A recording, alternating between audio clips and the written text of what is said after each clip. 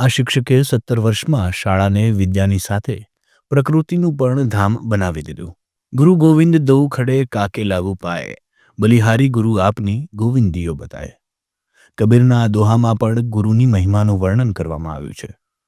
જો ગુરુ શ્રેષ્ઠ હોય તો ઉજ્જડ વિરાન શાળાને પણ ખૂબસૂરત પ્રાકૃતિક ધામ બનાવી શકે છે અને ગામને વ્યસન મુક્ત કરી શકે છે. તેનું સૌથી શ્રેષ્ઠ ઉદાહરણ છે પાલનપુર તાલુકામાં આવેલ એસપીપુરા પ્રાથમિક શાળા. આપની સ્ક્રીન પર દેખાઈ રહેલ આ દ્રશ્ય કોઈ બાગ બગીચા કે નર્સરી ગાર્ડનનું નથી, પરંતુ આ સરકારી પ્રાથમિક શાળા છે. જી હા, સાંભળીને આ શાળા છે, અને તે પણ માત્ર 50 બાળકોની શાળા. જો એક શિક્ષક ધારે તો ઉજ્જડ વગડા સમાન શાળાને પણ કેટલીક પ્રકૃતિમય અને નયનરમ્ય બનાવી શકે છે. તેનું આખા બનાસકાંઠામાં કોઈ શ્રેષ્ઠ ઉદાહરણ હોય તો તે છે પાલનપુર તાલુકામાં આવેલ એસબીપુરા પ્રાથમિક શાળા.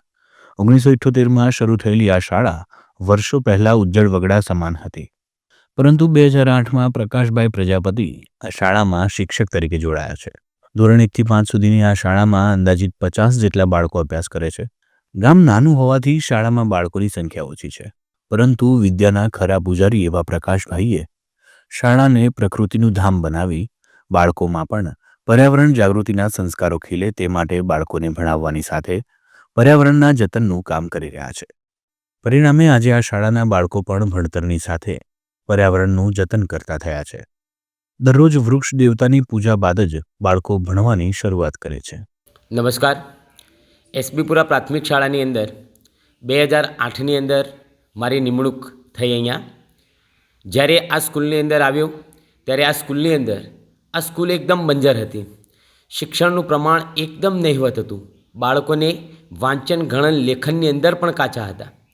મેં જોયું તો મેં શરૂઆત ઓલરેડી જે ગામના જે યુવા મિત્રો હતા એ યુવા મિત્રોનો સંપર્ક કર્યો અને એમને આ શિક્ષણ પ્રેરિત થાય એ માટે એમના પાસે સરસ મજાનું એક ટીમવર્ક બનાવી, સાથે સાથે એ ગામના ઉત્સાહી જે માણસો હતા એમના જોડે રહી અને ગામની અંદર જે વ્યસન મુક્તિનું જે વ્યસન જે ચાલતું હતું એને મેં આ એક દુર્દશા જોઈ ત્યારે મને મનોમન એમ થયું કે ખરેખર જો આ વસ્તુ હશે તો શિક્ષણ ક્યારેય પણ આવી નહીં શકે. એ માટે મેં ગામની અંદર હરેક ઘર દીઠ ગામના લોકોને પણ સમજાવ્યા અને સાથે સાથે સ્કૂલની અંદર જે પર્યાવરણ હતું એ પર્યાવરણ બિલકુલ નહોતું. પર્યાવરણની આખી સ્કૂલ હતી એકદમ બંજર હતી. આ સ્કૂલની અંદર 2008ની અંદર મેં પર્યાવરણની અંદર જે વૃક્ષોનું વાવેતર કર્યું, જાતે જ મહેનત કરી અને 1000 જેટલા વૃક્ષોનું જે વાવેતર કર્યું, જેમાં દિવાળી વેકેશન હોય, ઉનાળુ વેકેશન હોય તો એની અંદર સતત સમય આપી અને વૃક્ષોનું માવજત કરી છે. જેના પાછળ મને ગામના લોકોનો થોડો સ્નેહ અને પ્રેમ મળ્યો છે. પ્રકાશભાઈ દરરોજ 2 કલાકનો એક્સ્ટ્રા ટાઈમ આપી પર્યાવરણના જતનની ધૂણી દખાવી રહ્યા છે. એટલું જ નહીં, વેકેશનના સમયમાં પણ તેઓ દરરોજ શાળાએ આવી અન્ય મિત્રોના સહયોગથી શાળાને ખૂબ જ આહલાદક ઇકો ફ્રેન્ડલી શાળા બનાવી ચૂક્યા છે. પરિણામે એક સમયે વિરાન ભાસતી શાળા આજે ખૂબસૂરત બગીચાના મધ્યમાં વસેલ વિદ્યાના ધામ સમાન બની રહી છે, જેને માણવા જિલ્લા કલેક્ટરથી લગાવી શિક્ષણ સચિવ સુધીના હોદ્દેદારો શાળાની અનેકવાર મુલાકાત લઈ ચૂક્યા છે. એક સમયે દારૂ જેવા વ્યસન માટે બદનામ એસબીપુરા ગામમાં આજે પ્રકાશભાઈની સમજાવટના લીધે મોટાભાગના લોકો વ્યસન મુક્ત બન્યા છે.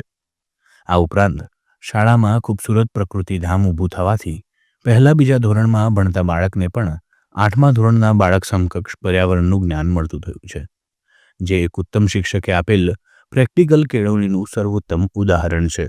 મેં જાત મહેનત કરીને સમયદાન આપી અને આ સ્કૂલને પર્યાવરણ દૃષ્ટિકોણથી શ્રેષ્ઠ બનાવી છે. સાથે સાથે ગામના લોકો જાગૃત થયા અને એની અંદર બાળકોના શિક્ષણ માટે પણ એ લોકો મોકલતા થયા. સાથે સાથે સ્કૂલની અંદર તમામ પ્રકારની જે એક્ટિવિટીઝ જે છે ઇકો ક્લબની, જે એ ઇકો ક્લબની પ્રવૃત્તિઓ પણ હું સતત કરાવતો રહ્યો અને જેના કારણે આજે સરસ મજાનું પર્યાવરણના દૃષ્ટિકોણથી એક બનાસકાંઠા જિલ્લાની અંદર એક શ્રેષ્ઠ સ્કૂલ બની છે. જેના નિમિત્તે આજે દરેક જે એસબીપુરા ગામની છાપ એક એવી હતી 2008 પહેલાં કે સ્કૂલની અંદર વિઝિટ પણ નહોતી થતી. ત્યારબાદ 2000 15 પછી તો આ સ્કૂલની અંદર અમારું જે શિક્ષણ વિભાગ જે છે એ શિક્ષણ વિભાગે તમામે અહીંયા મુલાકાત લીધેલી છે.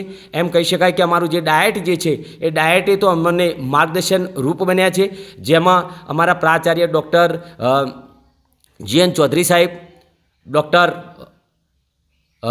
PM બારડ સાહેબ, ડૉક્ટર હાલ જે ચાલુ છે અમારા ધુળાભાઈ સાહેબ, અને અમારા જે ખરેખર ઇકો ક્લબના જેમને અમને સૌથી વધારે માર્ગદર્શન મળ્યું છે એવા બલોચ સાહેબ તરફથી આ સ્કૂલની અંદર અને આ સ્કૂલની અંદર એટલી બધી તાલીમો પણ આપવામાં આવી, શિક્ષકોને ડાયટ તરફથી તાલીમ આપવામાં આવી, અને મને જે ઉત્સાહ હતો એ ઉત્સાહની અંદર હંમેશા માટે વધારો જ થતો ગયો.